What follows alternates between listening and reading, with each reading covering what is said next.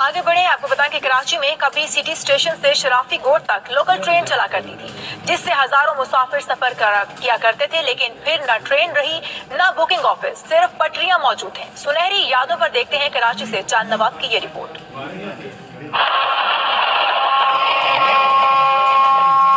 कराची में कभी सफर आसान हुआ करता था। ये तब की बात है जब सिटी स्टेशन से शराफी गोट तक लोकल ट्रेन चला करती थी। शहरी सुबह सवेरे दफ्तर जाते थे और शाम को आराम से अपने घरों को पहुंच जाते थे।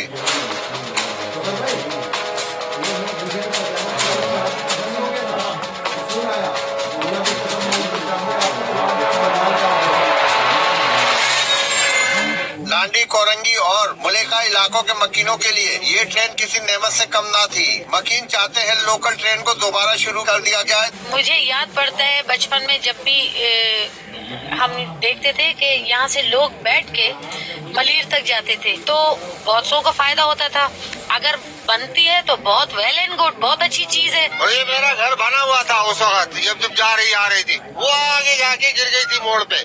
उस दिन के बाद ये नजर नहीं आई। बरसों से चलने वाली लोकल ट्रेन को 1988 में बगैर किसी वजह के बंद कर दिया गया। बुकिंग ऑफिस भी गायब हो गया और ट्रेन भी काट कबाड़ का हिस्सा बन गई। पटरियों और मुलिका जगह पर भी कब्जा हो गया। दुख तो ये होता कि पहले गवर्नमेंट को करना चाहिए कि इस पे लोगों ने क्यों कब्जा किया है। जब गवर्नमेंट ठंडी पड़ गई, इंतजार में ठंडी पड़ जाएगी तो लोग घर बना देंगे। लोकल ट्रेन दोबारा शुरू कर दी जाए तो न सिर्फ हजारों शहरियों को बेहतर सफरी सहूलियात मिलेंगी, बल्कि रेलवे की आमदनी में भी खातिर ख्वाह इजाफा हो सकेगा। यहाँ एक बुकिंग ऑफिस भी शराफी गोट में बनाया गया था, लेकिन शराफी गोट में अब वो बुकिंग ऑफिस मौजूद नहीं है।